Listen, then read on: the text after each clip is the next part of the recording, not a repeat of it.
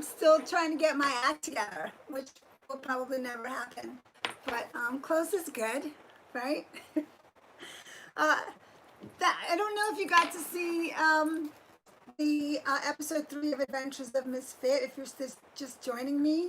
But I want to thank you for giving me and our production and our series your time, because I know that's really, really valuable, and I want to let you know that I super appreciate it. So thank you for giving us your time and for watching The Adventures of Misfit. The documentary, the whole experience of meeting the real life superheroes and going on the adventures while meeting them was life-changing in so many different ways. And it's actually it's a little weird for me to rewatch the documentary now, because I'm watching the episodes along with you. So I want to be able to answer any questions that you might have related to the documentary Adventures of Misfit. For those of you that have seen the 3 episodes, and maybe you saw the entire movie already, you may have, we released it about 3 years ago.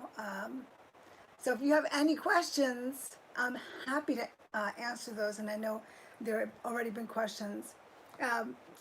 So, hi Elizabeth, thank you so much for watching it. It was, and continues to be an adventure. It's an ongoing adventure, and it's because of the real life superhero community that we started to do the St. Jude fundraising events that we do every single year. So they were part of what inspired me to get involved with my activism with St. Jude. And I won't tell you too much more, because if you haven't seen the entire documentary, I don't want to spoil anything for episodes 4 through 6, which are coming up here in this next week.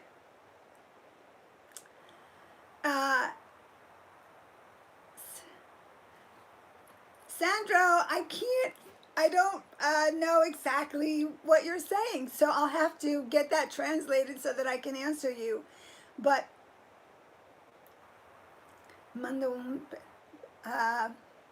audio un beso. Mwah. Un beso, see? Is that what that means? So that's a great question, Elizabeth. I am in contact with a lot of the real life superhero community that I met back in, it was like, I want to say about, it's going on 10 years that I know them. And I started to meet them about 10 years ago. And so I am in contact. We've become great friends, many of us. And we still do work together. And I think for some people, the question about, costumes, as you saw in this episode, I went through the whole process of trying to figure out whether or not I should have a costume and what that would look like. That was a fun part of it. It's sort of a really fun way to kind of get involved with this group that is doing such great activism work, and they're still doing amazing work, a lot of these people. So I'm going to try to answer as many questions as I can, and thank you for hanging out with me this afternoon. Hi, Dale. Hey, Chuck. Okay, Quincy. Hello, everybody. If I don't see you, please repost your question. Hi, James. Sky.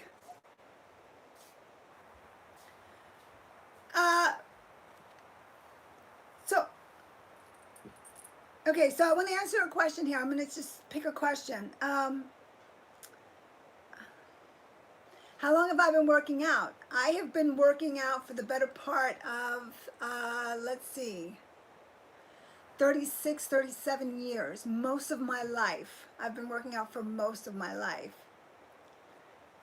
Long time. And I intend to continue to work out till the end of my life. Hey, hipster. Hi, Dale. Dale, you and your wife are superheroes. I agree with you. So Dale is a policeman and his wife is a nurse, and that's the perfect example of real life superheroes. And there's so many different types of real life superheroes around us. I started, in doing this project and talking to real life superheroes. These are everyday people. Marvel and DC has these superheroes that have powers, but what I came to understand and realize is that average people have great power. And sometimes the power of a teacher to teach a child to read or to count or to multiply is an incredible power that you hand off to someone else and that you share with someone else. So I came to see what power means in a very different way. And so, yes, a police officer who's out there making sure the communities are safe, that is incredible power. And a nurse making sure that people get healthy and are cared for. And so you are heroes. And thank you for hanging out with me and sharing that. I, I'm posing because special request here to pose. So here's a bicep flex, and I'm gonna get another question here. So nerd safari. What am I most looking forward to doing when we can finally go back out again? When we can congregate, what am I most looking forward to? Oh, that's it's really tricky for me because I love people. I love the interaction with people. My life is enriched by the experiences that I can share with other people. Now, the real life superhero community, I met at Hope, I met over 30 people from around the country who came together. None of us knew each other. We met in the parking lot. And we just had one goal, and that was to help our neighbors, strangers. Um, and I feel like every time I connect with somebody I know and somebody that I'm just meeting, there's a power exchange. It comes out of a smile. It comes out of a good morning, good afternoon, how are you? It comes out of the compassion that comes from wanting to know that somebody else is doing all right. And so I can't wait to get back into a gym because of the energy there. I can't wait to go to another home mission. I can't wait to do another Warrior Dash or event for St. Jude. There's so many things. And I haven't even talked about being able to hang out with my family, which I haven't done in a long time. And so um, I, Simon from Nerd Safari, um, yeah, it's a huge list. It's a huge list. And then, there's the fitness events that I love to go to every year because I get to meet with all of the fitness enthusiasts and the fans of bodybuilding, and I miss all of it. Um, and the Warrior Dash, yeah. So, well, we'll get there. We're going to get. So, what did I learn about myself by making the documentary? Boy, so many lessons. Uh,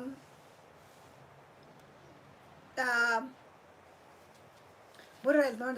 There were so many lessons. I was intimidated by the whole concept of reaching out to people. I was really intimidated about trying to do something, not connecting with people in the way that I had intended, that I wanted to. And it's funny how I think as people, we worry about rejection because that's a really difficult thing to get over. And wearing a costume. Oops. Am I back? Sorry. I think we had a little bit of a problem with bandwidth here. Am I back? I am. Okay. All right, so I'm going to make that answer short. I learned that when you wear a costume, if it's a friendly costume, that you could make a person try without even, to laugh without even trying. And the costumes that we wore made people happy. And that's when I realized that having a costume on and saying hello was such a good idea because it was an icebreaker, right? So being playful is a really great way to approach people, total strangers, even people who are in duress, people who are dealing with very stressful situations in their lives. I mean, many of them are homeless. Having a costume and saying hello, and, you know, we want to help, was a really great strategy, and real life superheroes taught me that. Uh, Chuck, yeah, it is.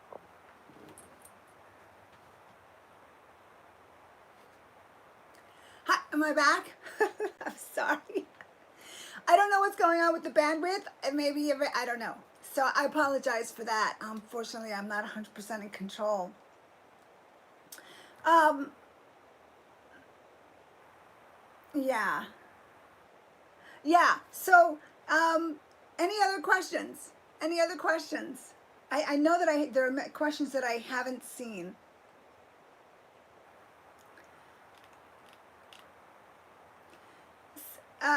Let's see. Hold on for just, let me take a look at this. So James, you're putting your costume together. And you have one in the works for Sky. That's fantastic. Sky, by the way, is another real life superhero because she's a nurse. And nurses are the people that you meet when you're not well and you really need compassion. Not only do you need care, but you need compassion. And I think the other thing about the real life superheroes that I learned was that you can make a donation to a cause, right? And you can be sort of a faceless donor and supporter, and that's really, really important because resources are so important for so many different things to help people. But sometimes just compassion, just being there for someone and saying, you know, I'm sorry you're dealing with something, or I'm thinking about you, really, really helps people feel better and more optimistic and more cared for. And of course, people like Sky, who help people all the time, understand that better than any of us, because I think sometimes it feels like it's hard to be squishy with people, you know, because somewhere along the line we're taught that if you're too squishy, you might look a little weak. And what I learned from this documentary, to answer Soul Brother, was that it's not weak to show people a little bit of weakness. It actually takes great strength to show people a little bit of weakness, you know. So anyway, there's so many lessons. Help feed the homeless in your area with breakfast and grocery bag giveaway. That's a great question. I have volunteered to help feed people. I went to a mission to do to help hand out food, and I did that following my Hope mission when I realized how rewarding that whole experience was. Um, and and I've also worked with other real life superheroes who have put together meals, peanut butter and jelly sandwiches, and packed meals, and then gone out and delivered them. So we have, and what you find out is that there are a lot of great organizations and great people out there doing some really good stuff. And I think that now more than ever, the need for that is really ramped up quite a bit. So if any of you have had any experiences of your own that you want to share, please leave those in the comments, because I'd love to hear about your personal experiences. I think it's different for everybody. And if you like the episode and the documentary, please don't forget to like the video and leave a comment. And if you like my videos in general, you might want to subscribe to my channel too, and ring the bell so that you know when a new episode goes up. So here's another question. My favorite superhero and why? Well, my favorite superhero, my whole life, my whole childhood, and that's not changed, is Wonder Woman. Wonder Woman, I actually have, wait, here, I got Wonder Woman right here. So I have Wonder Woman Funko Pops and dolls. She's my favorite. I think Wonder Woman in my childhood represented somebody who was strong and fighting for good. And as an adult, I see her as somebody who is all about love and good and honesty. And so she's my favorite comic book, DC of course, hero. This is my favorite. And then I have some real life, superhero favorites too. Another question. Do you have another question? Funniest thing. The funniest thing that happened while I was going on the adventures meeting real life superheroes. Oh God, the funniest thing. There was some.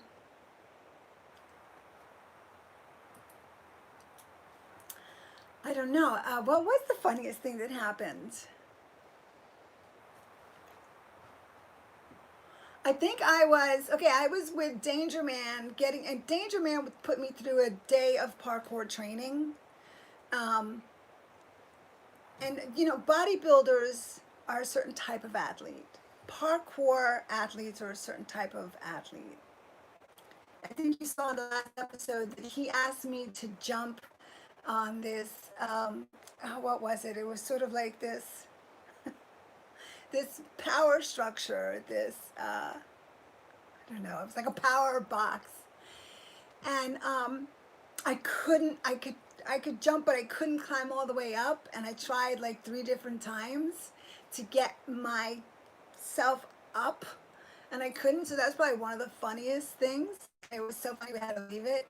And then on that same day, my pants popped, so I was running around with him doing parkour lessons and jumping over things and climbing walls with my pants button that popped, and so it was just a little bit of a mess. The whole day was a little bit of a mess for me, but it was fun. It was fun.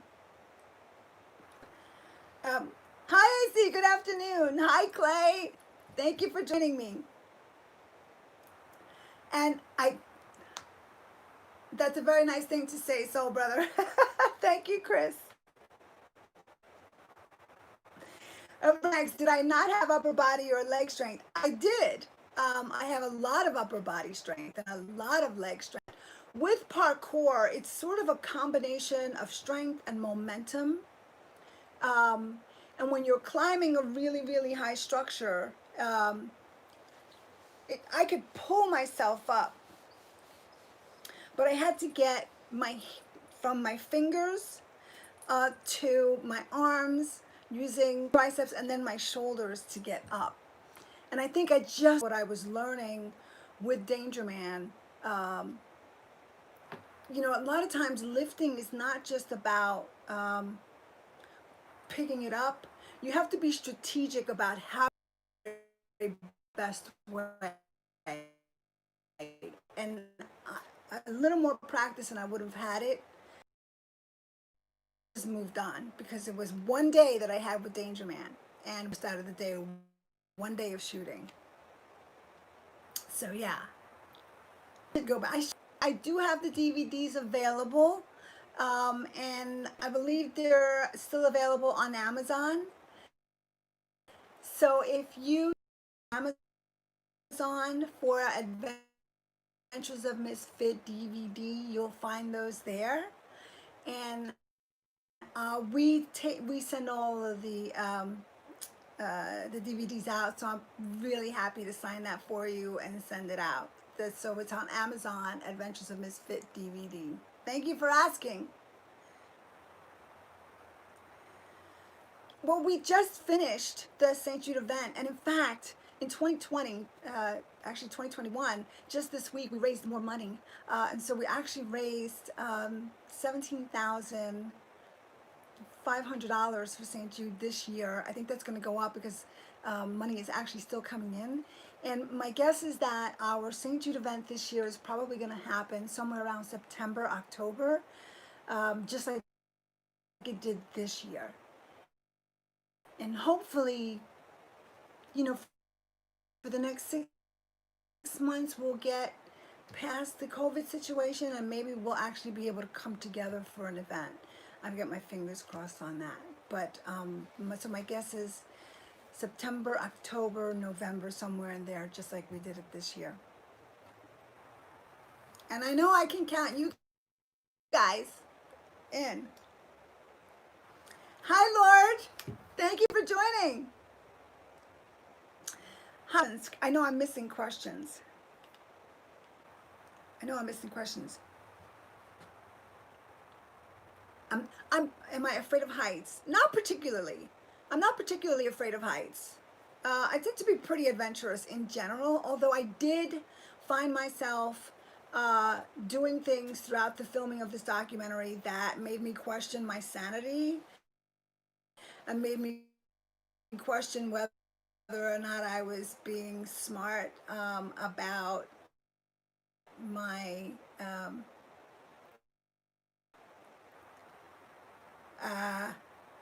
my safety. But that was all part of the adventure, and it was all part of the fun.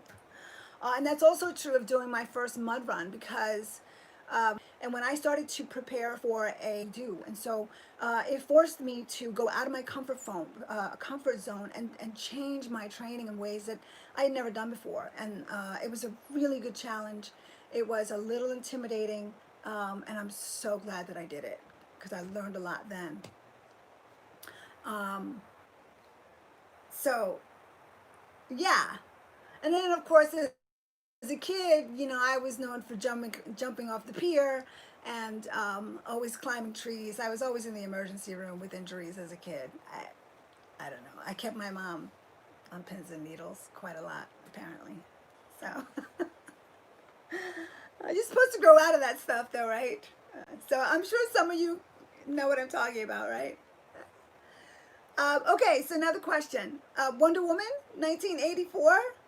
I loved it. I didn't like it as much as I liked the first movie, but I loved it. I watched it twice. And to me, it was a gift to be able to watch that on Christmas Day. It was, because Christmas Day was spent without family this year. So I really enjoyed it. I loved the message about truth, and how important truth is, and how difficult it can be, but how important it is. So I loved it. Did you guys see it? Anybody? I know some people didn't like it. Some people did. I enjoyed it. Seashore, did any of the people you were trying to help react negatively? That's a great question. And the answer is yes. Some people, very, very few, did have negative reactions. And I came to understand that when people are under duress for extended periods of time, or even for short periods of time, I imagine that they don't know who to trust. And that gets difficult. And also, people don't like feeling like they need help all the time. I know I don't. I don't like feeling like I need help. And so it made me very mindful of,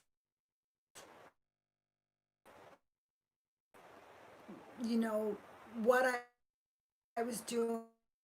Made me feel very empathetic. People don't want help. And that's okay too. I learned to smile and wish them a good day. And then just keep going. I did him for real life superhero. And I think the quality is I'm sorry that the bandwidth appears to be problematic today. I don't know if it's my location or what, but I apologize, you guys.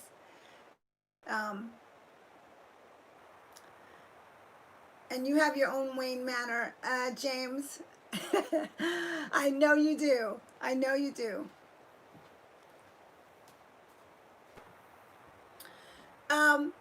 I think that the biggest lesson for me throughout this whole journey um, is a redefining of what activism is. You know, it's such a big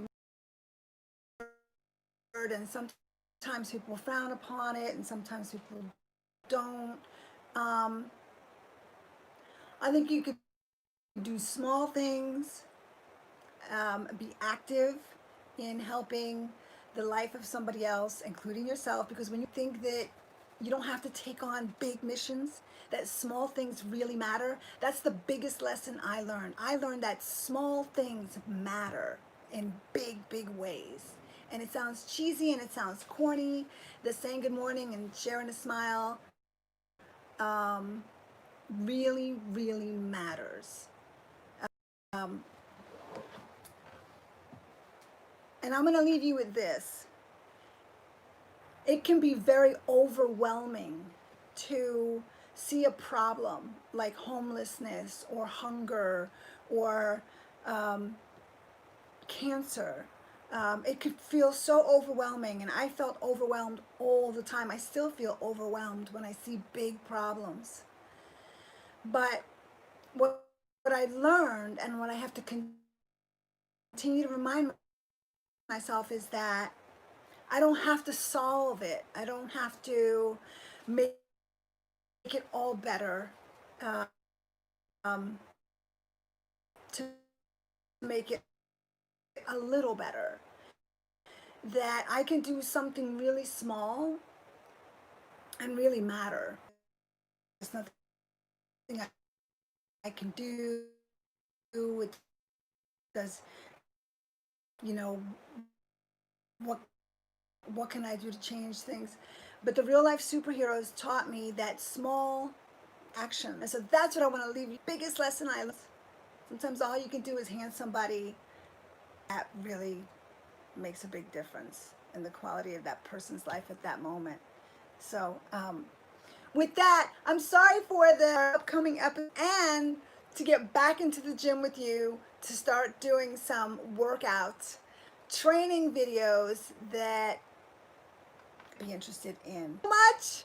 Thank you. If you like the video, please like it. And if you like the videos enough, subscribe to my channel and leave a comment. I so appreciate you. And I look forward to talking to you guys again. Thank you. Thank you so much. Stay pumped. Listen, you gotta stay pumped. Whatever you do, you gotta stay pumped. We're going to talk about that more next time.